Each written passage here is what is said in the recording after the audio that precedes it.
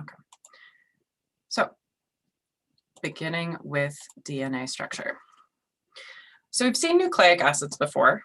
DNA is a nucleic acid, and it's responsible for storing the code for all the proteins that we're going to build that are going to go out and do stuff in our cells, do stuff in our bodies.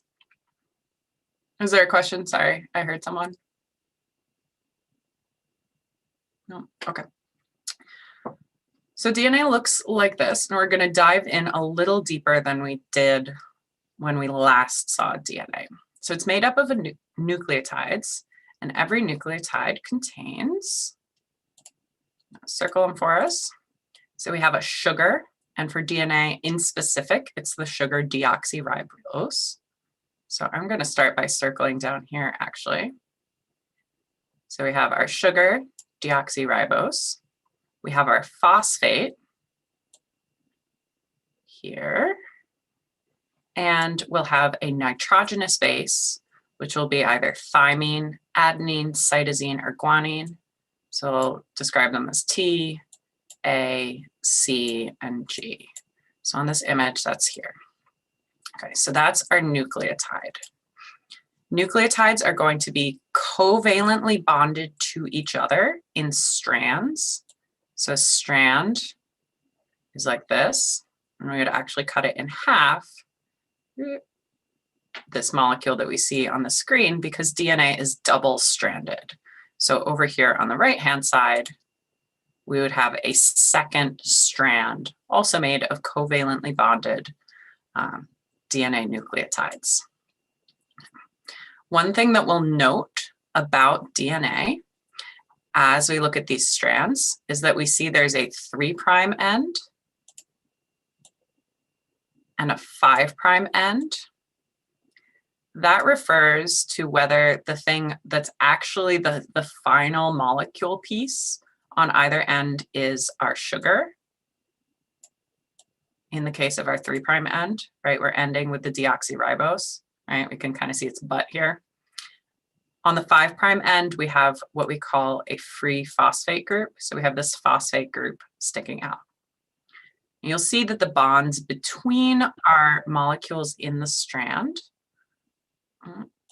someone else is joining us. Hold on a second. Great. Okay. So our molecules are bonded, our nucleotides. The bond actually forms between the phosphate group of this molecule on the bottom and the sugar, the carbohydrate ring, the deoxyribose of this molecule on top of it. So this is where the bond between our nucleotides is forming as we're creating a strand. The other thing we may notice about DNA is that specific nitrogenous bases face each other on opposite strands. This is because they form specific hydrogen bonds between them. So they're like magnet to each other, but specific nitrogenous bases are magneting to other specific nitrogenous bases. So T forms hydrogen bonds with A. So we can see that, for example, here at the top. All right, so here's T on our left-hand strand, A on our right-hand strand. We can see these dotted lines forming hydrogen bonds between them. G pairs with C, so we see that the next one down, and vice versa. So here we can see that just zoomed in again. So adenine forming hydrogen bonds to thymine, guanine forming hydrogen bonds to cytosine. And by looking at these, we can actually see why we need them to pair up this way, right? We can see that we're forming like 3 hydrogen bonds between G and C. There are only the 2 forming between A and T, so we can kind of see how they would line up wrong if we tried to pair them the opposite way. Okay, so those are our hydrogen bonds. This is just our picture again. This word anti-parallel refers to the fact that if we look at one strand on one side, I'll circle them again. So our left-hand strand is running 5' to 3'. But the strand on the right-hand side, on the opposite side, I refer to this strand as the complementary strand. is 3' up at the top, 5' down at the bottom. So it's basically going the opposite direction, right? So that's what it means by anti-parallel. They're parallel to each other in terms of they're next to each other, but they're going opposite directions.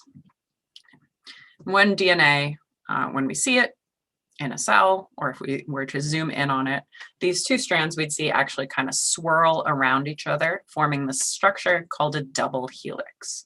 So if you see a piece of DNA on like a t-shirt or something, it's going to look something like this image way over on the left-hand side, because that's the actual physical form of the molecule when we see it in life.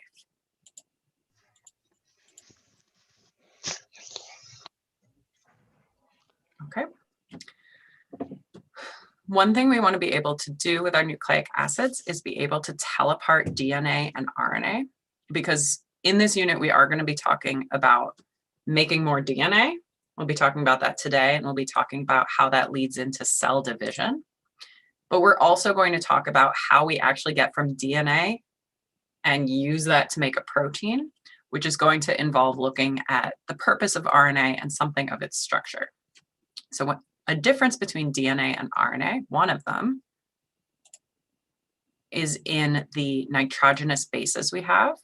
So for DNA, we have T, A, C, and G. And this is written how they pair, right? T to A and C to G. Right? Drawn in some little arrows here. In RNA, we'll see uracil instead of thymine, right? That's why it's highlighted in red up at the top of the side. So that uracil will pair to adenine in the same way that T did before. So it'll be U and A, C and G if we're looking at RNA. These are just a picture of RNA, the uracil, and DNA, the thymine. So they're a little different. You don't need to remember the structure of this nucleotide base here. Right? You don't need to know exactly what that looks like. Just know that uracil and thymine are like the RNA and DNA versions of the same thing.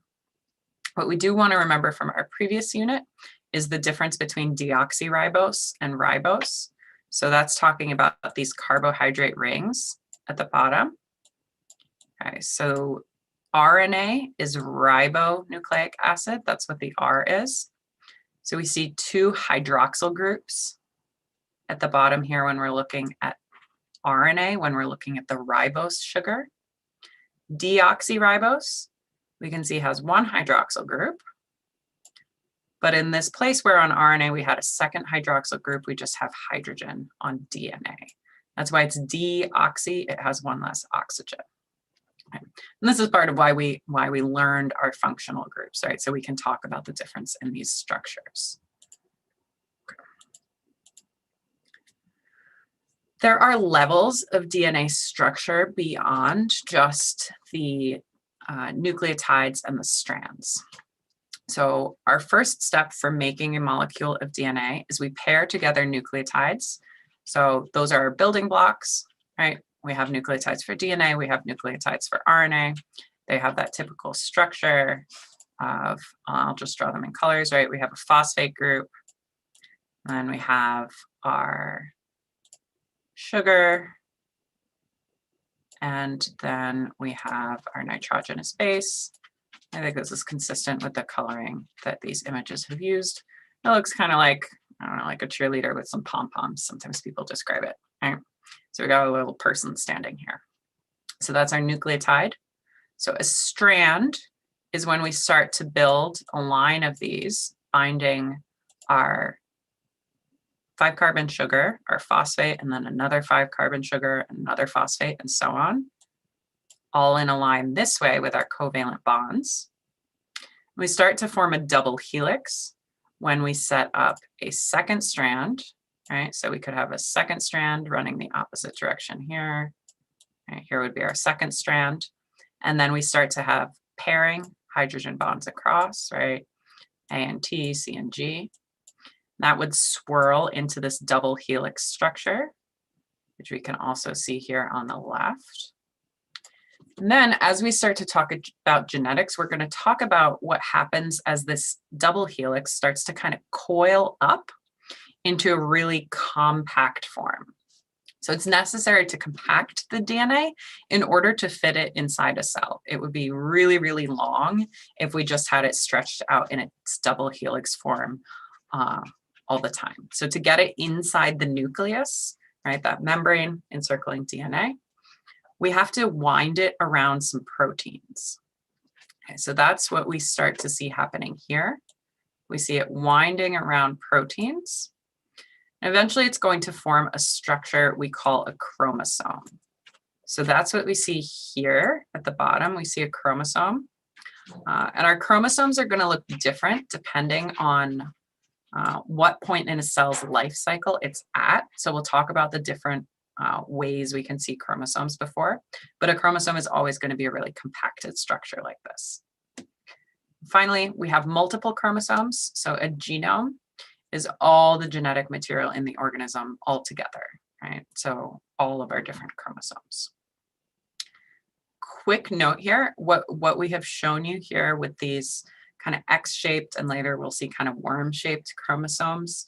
This is for eukaryotes specifically. If you were looking at a prokaryote, if you were looking at some kind of bacteria, the chromosomes would look really different. They'd just be kind of a circle.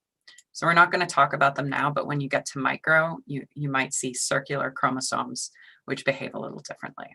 So what we're talking about today is specific to eukaryotes. Okay. So another thing about DNA versus RNA, now that we're talking a little more about the structure. So we know about the difference between our thymine, right, and our uracil. So that was one of our differences. And we know about the difference in the sugar, right, the deoxyribose versus the ribose. We're also going to see that while DNA is double-stranded, RNA is just one strand. Right? Usually when we see RNA, it's just going to be all by itself like this. It might be folded up in weird shapes, but it's not going to have this double helix structure.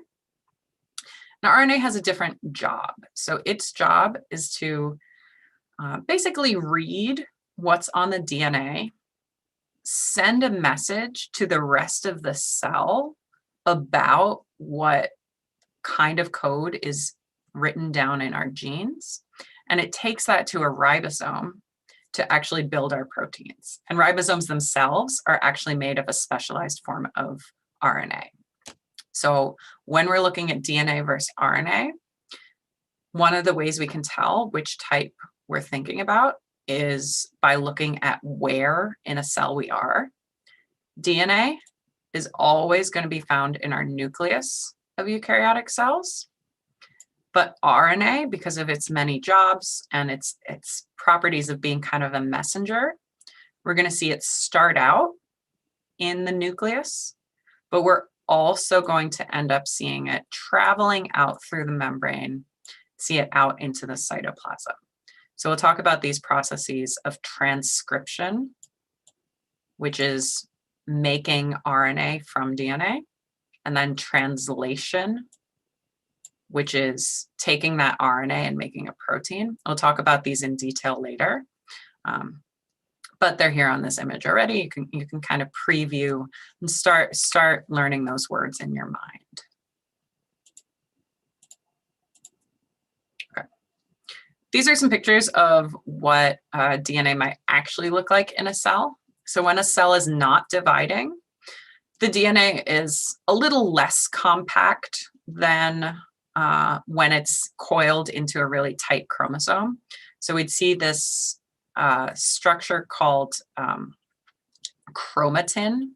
So chromatin is just DNA that's wound around some proteins, which we call histones. That's the bolded term here. So some of the proteins that DNA is wound around, but it's not in a visible chromosome yet. When we're going to see chromosomes, we're going to see them specifically in cell division and cell replication. So we'll see these distinct coiled structures form as we start to talk about mitosis and meiosis, basically. So note, I said there would be different kinds of ways we'd see chromosomes. So when you see this kind of stereotypical X structure, when we get to mitosis, I want you to just kind of flip back and realize that this is in just a certain section of our cycle of division called metaphase. So in some of the earlier phases, we'd expect to see our chromosomes looking a little different. Okay. This is a big list of some more vocabulary terms. So most cells we refer to as diploid. And so what that means is that you have one chromosome with a certain set of genes, and you have a pair of that chromosome. So you have a matching one that has those same genes, but might have slightly different versions of those genes. So we refer to these two chromosomes that are very similar, that have similar kinds of code, even though they might have different versions, as homologous chromosomes. So if a cell is diploid, you will see homologous chromosomes. So you might have like 1A and 1B, we could call them, right, to indicate that they're like two different versions of each other. Would be a homologous chromosome. This would be a homologous pair. Okay, so that's what it means to be diploid. Some specialized cells, which are called gametes or sex cells, we'll see them when we get to meiosis, are haploid. So a haploid cell wouldn't have like an A and a B version.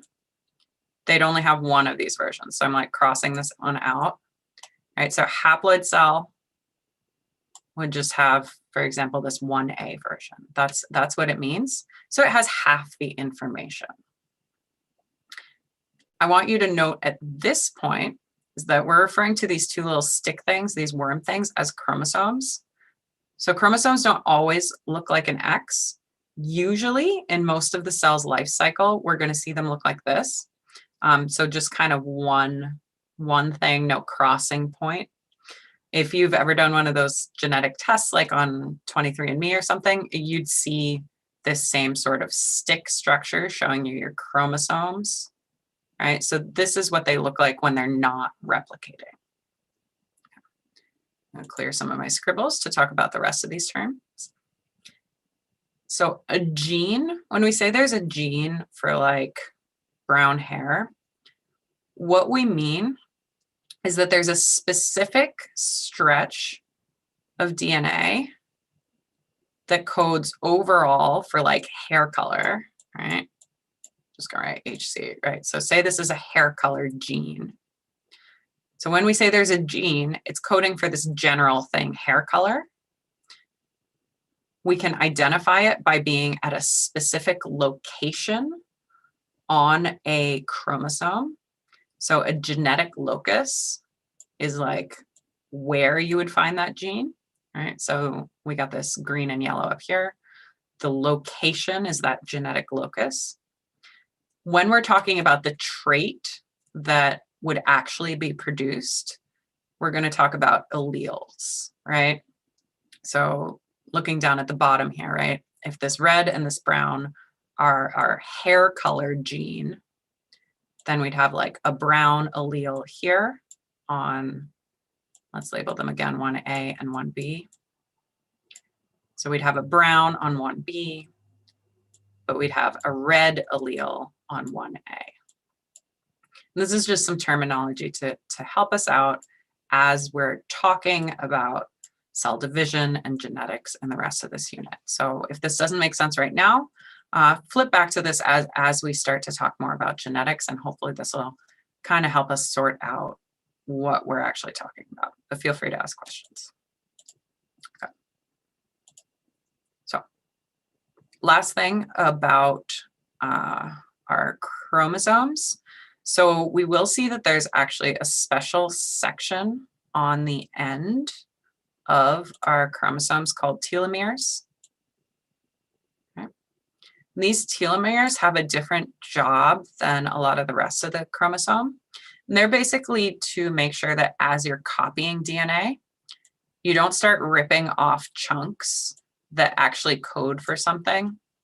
It's a little detailed for us right now, but the process of copying DNA, if you think really deeply about it, you may get to the question of like, okay, why don't chromosomes get shorter every time? And it's because they have these special sections that preserve the important part of the chromosome. But if you ever talk about aging, you will look at telomeres again and how the telomere section does kind of get shorter. Okay. I'm specifically mentioning this because this was on your quiz, this telomerase, which is involved with making those telomeres.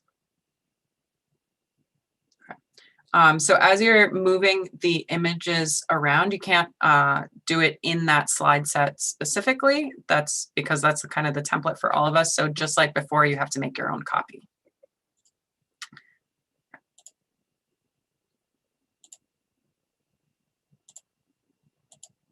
Okay. So our other topic for today is replicating our DNA. So that's what the quiz was on. So DNA replication is important for us to be aware of because we're about to start talking about mitosis. So we're actually going to need to be making a second copy of all of our DNA in order to divide from one cell into two identical cells, right? So if you start with one skin cell, you want to heal a cut, you just want two more copies of that same cell. We're going to do that by the process of mitosis.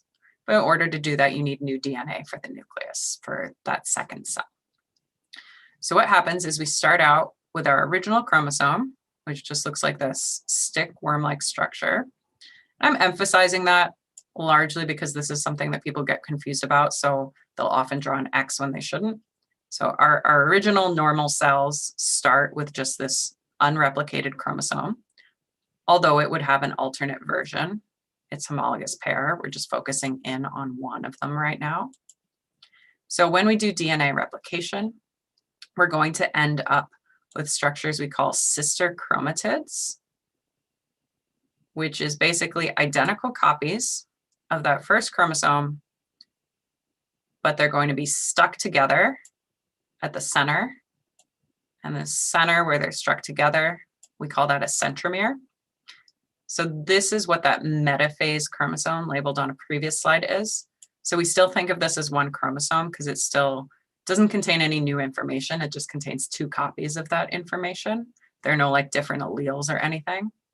But that's what's up with this. And we'll track those through mitosis, and that may clarify things a little, but want to get that out there while we're here. Okay. So the basic part of replication during something we call S phase, which we'll talk about on Friday. So basically we have a parent DNA molecule. So our original one, it's a double helix with complementary strands. We are going to see that it splits apart. We're going to separate those strands. What we're really doing here is breaking hydrogen bonds with an enzyme we call helicase. And then we're going to have new little DNA nucleotides coming in, magneting themselves to each of those nitrogenous bases that are now exposed, forming our daughter strands. So we have our daughter DNA molecules that are half DNA from our original molecule and half new nucleotides that were bound in.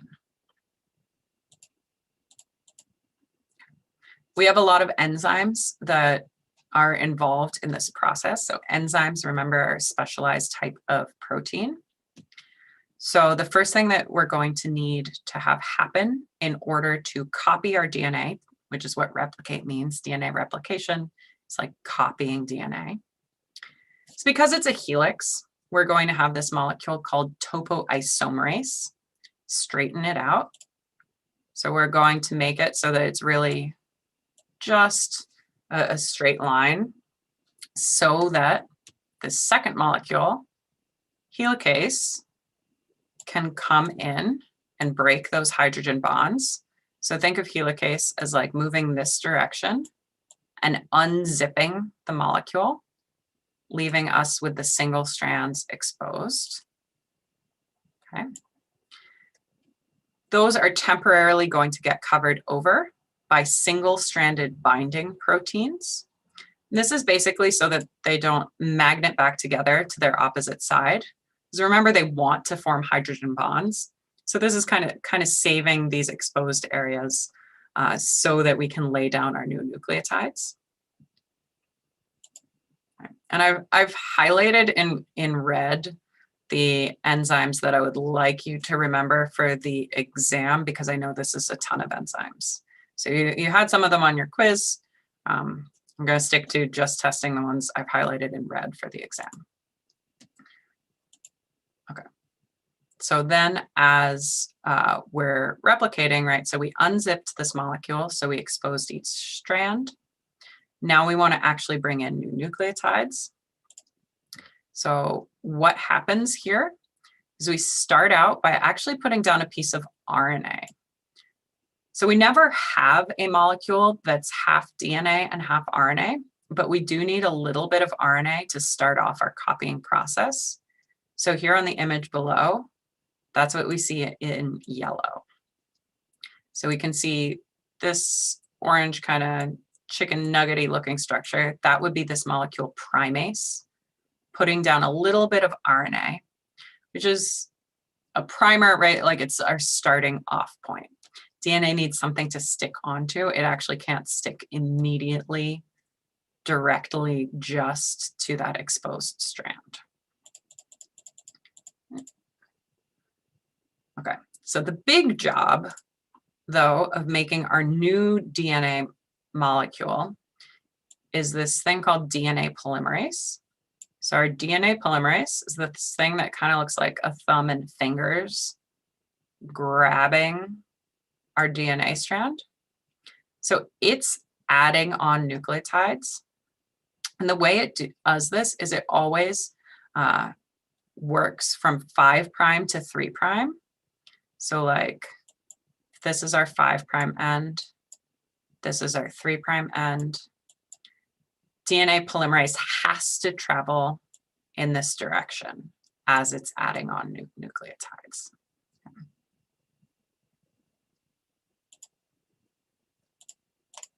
Okay. This causes this feature of leading and lagging strands. So here we're looking at our DNA molecule again, right? Here's our double helix, right? We're unzipping it. So this red arrow would kind of indicate helicase, unzipping those hydrogen bonds. We know our DNA is anti-parallel. So we have this strand. Our original strand is 3' to 5'. And our new strand that we're making is always going to be the opposite. So this blue strand that we're building is 5' to 3'. So on this strand, which we refer to as the leading strand, that's fine for DNA polymerase. So DNA polymerase builds molecules 5' to 3'. So it can just go along towards this area where we have helicase unzipping the molecule. This is actually called our replication fork, this area, as they split together apart. So since helicase is moving in this direction, it's like a car driving in front of DNA polymerase. It keeps going. This DNA polymerase can just follow because there's more and more exposed strand opening up for the leading strand. On the opposite end, though, we have a problem, kind of. What we have happen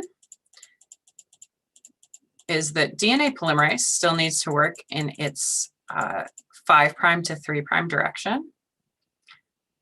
So let's pretend the replication fork used to be like here, right? Because it would, because the arrow is opening up this way towards the left. So if DNA polymerase comes in, starts there, builds in the 5' to 3' end here, we now have a problem because instead of opening up the DNA molecule ahead in the same direction that DNA polymerase is working, we're opening up behind it. So basically we need to bring in new DNA polymerase or have the same enzyme kind of double back and do this chunk as it opens up, and then it might double back and do this little chunk here. So that's what's happening in our lagging strand, is it has to kind of work to catch up and do it in little chunks. Each of these chunks is called an Okazaki fragment.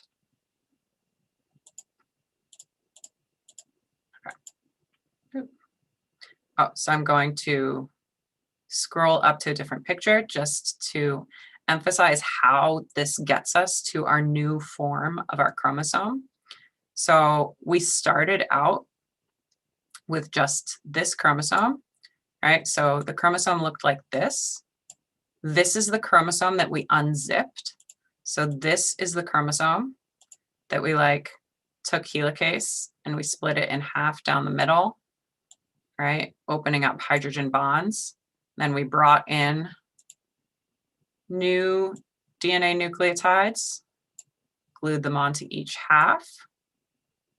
So our sister chromatids form like this.